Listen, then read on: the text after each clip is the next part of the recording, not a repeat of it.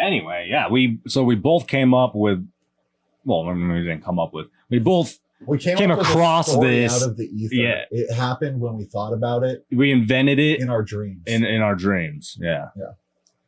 So you and then manifest it into real life. Your whole inspiration here, because my inspiration was separate, completely different. We'll talk about it after. I don't know if there was really much inspiration. When did you first hear about this story? I don't know, honestly. My YouTube algorithm is constantly giving me true crime and stuff like that. Yeah. I've spent a little too much time. So when you first heard about this story, did you hear about it like, oh, this thing happened? This thing happened to this lady? Because that's how I first heard about it. It was before it was exposed. So when I first heard about it, I was like, that's fucking bullshit. I called it out as fake the second I heard about it. I heard about it like as it was coming out, but people were like skeptical. Okay, so you heard about this through True Crime. So then I'll start first. It just got recommended to me. Yeah, so I heard about it like right as it was unraveling, kind of like people.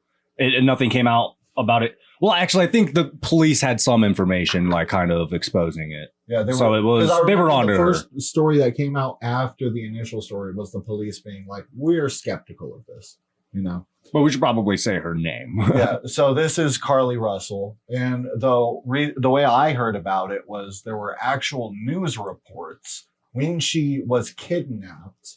So this is a girl who was allegedly kidnapped. After seeing a toddler walking down the street unattended, she called the police she called 911. Called 911 and described following a kid and then pretended to get kidnapped on the phone and disappeared for 3 days. And in the intervening 3 days, a lot of people were talking about it online. And the second I heard about it was when it was actually the very first story, when it was just like, woman was kidnapped during 911 call in the middle of the day, in the middle of the street after following a toddler. And I heard that and I was like, bullshit. To kidnap them, that's like a Law and Order SVU thing. I wouldn't say that never happens. No, it doesn't happen. But I'm sure it has. Once or twice it's happened, but it's not like I wouldn't make extreme statements like saying that it never happens, because then the thing is, if you know more context, that is a commonly told fictionalized story of the kidnappers' tactics that aren't real tactics. I feel like kidnappers like dialectic. I feel like it's similar to the whole razor blades and candy on Halloween thing. Exactly. It happens, but it's very, very rare. It has happened. It could happen, but it isn't a systemic issue or an issue like something that happens regularly is. Yeah. You know, it's like saying, well, what if this what if this oxygen tank in my house blows up? You know, I shouldn't have oxygen in my house because this oxygen tank can blow up. Yeah, it has happened. It can happen, but it doesn't mean I feel that way about this torch. Yeah. All the time. Every time I use this thing, I have this like flash in my head of it blowing in my face. Yeah. This like Final Destination fucking moment. That's called an intrusive thought. Yeah. I know it's an intrusive thought, and I know it's irrational. Yeah. Well, and that's why I don't let it get to me. Yeah. But it always happens, you know, every time I use it. I get a lot of intrusive thoughts. I'll do anything and I get fucked up intrusive thoughts. I think those are normal. I fucking helped my kid get in the car, and I'm just like, hopefully a fucking car doesn't hit us and just smash my daughter. I think that's natural, though, because if you didn't have those... It's a trauma response. It's not something that happens to neurotypical people. Getting like wildly graphic intrusive thoughts regularly. I think when it comes to your kid and having like a thought like that is very natural. But there's a level like I actually get like a visual intrusive thought. Like at my worst, when I was like in like a pretty deep depression, I was getting them like every time I like looked at somebody, I was like having fucking intrusive thoughts of them dying like for no fucking reason. It was like seeing it and. I get what you mean. A little like too graphic. Yeah, like an unnatural. Instead of just a thought, it was more of a daydream. From having an anxiety disorder. I get what you mean. Like a worse version. And that's anxiety. I understand. That's not like a normal. I also think anxiety is a normal instinct, but it's but an anxiety. It's a response to. Well, I mean, there's a difference between a disorder and a normal response. You know, like people feel anxious when they do something, but they don't feel like if I get like. I'll get like a panic attack where I start shaking and shit. Yeah, well, yeah. I mean, you don't need to tell me about panic attacks because you and I both have anxiety disorders. I've literally had panic attacks in front of you, and you had no idea what the fuck was happening. Yeah, you know what I mean. And that was before I knew a lot about any of this. But like, and before I had my first panic attack, because I had my first panic attack after I got laid. Yeah, no, because I remember I've had a couple panic attacks in front of you, and I could tell by your reaction that you didn't know what was happening. Yeah, I was confused. I could tell that you had no idea what to do or what was happening, if I was gonna die or you like. And we've known each other since we were literal children, so it's been like a 15-year-old Bradley fucking having a panic attack on mushrooms because he thinks a snake is down his pants, and me just being like, "That's happening?" That's a little more of a just bad trip thing. I think that's a little more normal. But I think that stems from me having an anxiety disorder. Attack that was caused by. Yeah, I guess. Yeah, you're right. But I feel like panic attacks are similar to a natural response that people have while on mushrooms. You know what I mean? Yeah. And a bad trip, I think, is something else. But we never did enough mushrooms to have a bad trip. As much as you had a panic attack set on by being high on mushrooms. You know, we the first time I did enough to trip balls was like after like years of us hanging out.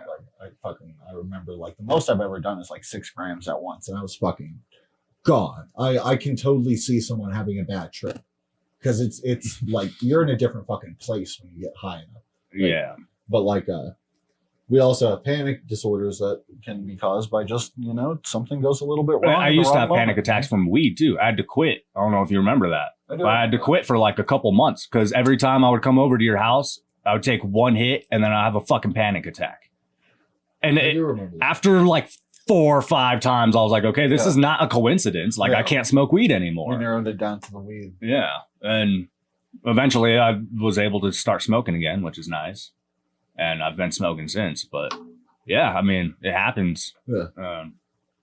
But anyway, Carly Russell. Yeah, holy shit. We are so bad at sticking to topics. No, that's pretty good because we can still cut this up into different things. Like it's great YouTube material, and then we'll have podcast listeners as well, I mean, it fits the theme anyway. Yeah. We'll just always blame it on the theme of the show. Like it's the theme of the show. We don't have to say and we'll say it's the weed and not ever imply that it's actually us both being a little bit manic and having 3-hour-long conversations, whether or not we're on weed and flying off in different directions, Yeah. We can say it's the weed because all you've ever seen is the weed. It's movie magic. That's what it is. When actually we probably smoke enough weed to where we're like probably pretty normal. Like when we veer off, I could see it being confusing for people, but people probably aren't like, oh, these people are fucking ripped. These people are too stoned to fucking talk about anything. Anybody listening to this podcast probably smokes weed, probably hangs out with people who smoke weed. Well, my intention when I incepted this idea, this quality, high-minded idea, was I was like, what if there was a show where people can get high with some friends? It's just, you can get high, be the third person and think in your head, respond to us in your head. And we're just here getting high with you. You're smoking some weed. It doesn't mean we don't want people who don't smoke weed to listen to the podcast. But when I imagined it, I was thinking, well, it'll be definitely be listenable if somebody's like totally toasted playing video games, listening to an episode of our podcast just for a couple of giggles and a little bit of true crime, a couple of our giggles, because you might not laugh at anything we say. I don't know how funny I am. I don't know if I'm funny yet. I need 4 or 5 people to tell me I'm funny before I believe I'm funny. Yeah, I don't know. And I'm at 1, and it's Erica, and I think she's lying. She lies. I don't know. I think you're pretty funny. Well, thank you. I think you're pretty funny. Yeah. This is the affirmation minute. This is in the middle of Carly Russell. The bromance moment. Put a little. But yeah, Carly Russell was kidnapped, and I knew it was bullshit the second I saw it. Yeah. Now, this isn't a judgment statement on her because I think the only type of person who would do something this fucking like flagrantly dumb and illegal and just a bad idea, just completely for a little bit of like, what was she trying to get internet clout? This is the thing I was trying to figure out, like right before you came over. Yeah, I was wondering about it. I was trying to figure it out so we could, like, I could maybe have that to contribute to the conversation, but nothing. I can't figure it out. She doesn't have a social media.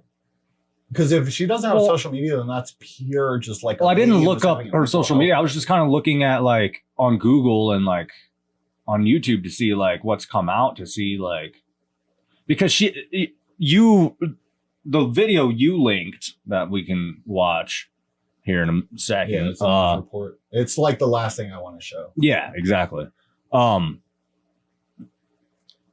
That was like an official statement from her lawyer. So, I mean, that's the most we're going to get from her. Yeah. Well, and it doesn't have anything like that. It doesn't have any kind of motive or anything. Well, that's the best they're going to hope for, is that it was like a state of mild delirium, you know, where she was like, maybe even could claim she was hallucinating, you know. Maybe she was hallucinating. Like Breaking Bad. But the only thing is that she did disappear for 3 days, and that's an act of effort. That's not just, oh, I happened to disappear for 3 days. That's you hid for 3 days. Yeah. It's such an insane thing to do. Yeah, but either way, it's bad. It's bad for people who are trying to actually do like real work on child trafficking, because they're fake stories about how people do fake kidnappings that have no real like connection to how real life actually is, you know. Like it could happen, but the way the thing happens the most of the time is how you get rid of the big problem, you know. Fucking, you're not gonna heal your broken leg by fucking putting band-aids on it, you know. Like you need to fucking fix the whole process, and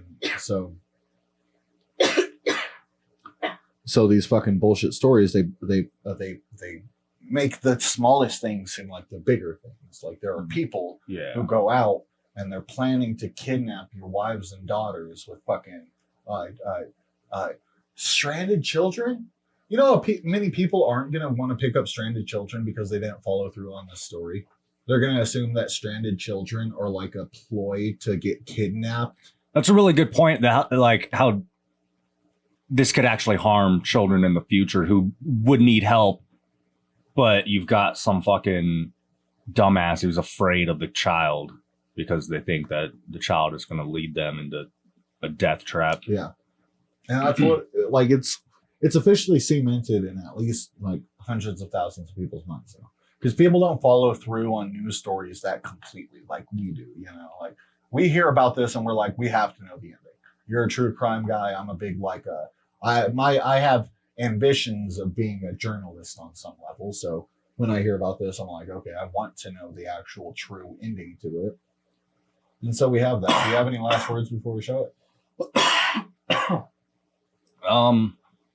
No, not really. I think we've about covered it. Okay, I'm just going to keep the audio and the recording this way because it'll be easier to line up the video with it.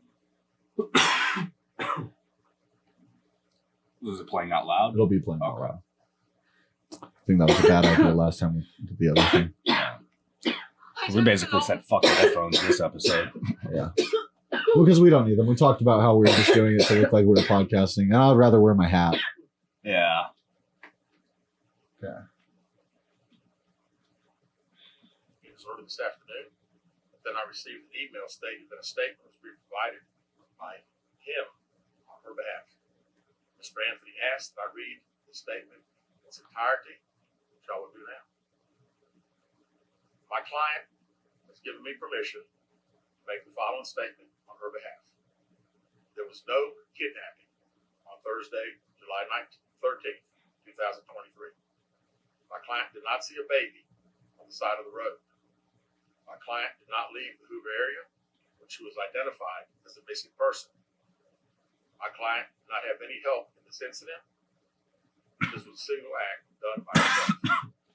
Where did she hide for 2 days? Anyone, or any hotel with anyone, for the time she was missing. My My client apologizes. So for she stayed in the woods. acting. She hung out in the woods. Volunteers who were searching for her, to the Hoover Police Department and other agencies as well. As No, well as because they her would have friends found and her. family. She had to have been at her house or We something. ask for your prayers for Carly as she addresses her issues and attempts to move forward, understanding that she made a mistake in this matter.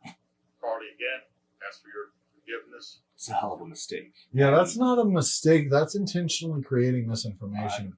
But I don't just think to you what deserve end? forgiveness or something like that. To what end would you create such misinformation? Yeah, and And the if it- harm that you cause by doing such a stupid, selfish, ridiculous, Yeah, but I don't wanna- unlogical thing. But like, the big part is I don't want to pine on it being like her fault necessarily. This is a person who's probably heard these like rumors of this bullshit and then is having a mental health crisis.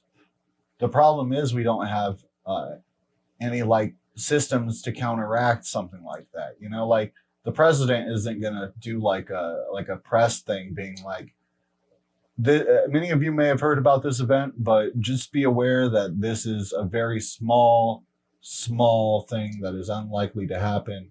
And that if you see a child on the side of the road, please, for the love of God, fucking see what's happening. What? yeah. Don't just what? But it's a common thing. You know, I actually heard a different variation of this this folk You have the ashtray over there. I don't want to call it like a folk story, but it's like a folk belief, you know, of like traps for kidnappings. And I've heard of people using strollers on the side of the road. You know, you go over and look and see if there's anything in the stroller, and then they come up and snatch it, you know. And I admit when I first heard that, I was very, very uncritical of it. But that's not a thing. I mean, if it is someone doing something like that, it's like someone robbing a bank, like how they see someone rob a bank in movies, you know? It's like being afraid of going to the bank because you think it's going to get robbed. Yeah, I mean, that's a good point too. Or just using information from popular media as your information for how you interact with the real world, you know? You have to understand there's a difference between fiction and reality. Like, people just have a hard time with that. Like, nobody's like, hey, I wonder if this is actually, like, this lady lied about this or whatever. This lady said this, but how common is this thing? I should look it up. Oh, wow, it's actually immigrants just disappearing from the care of their parents, and people don't know where they went.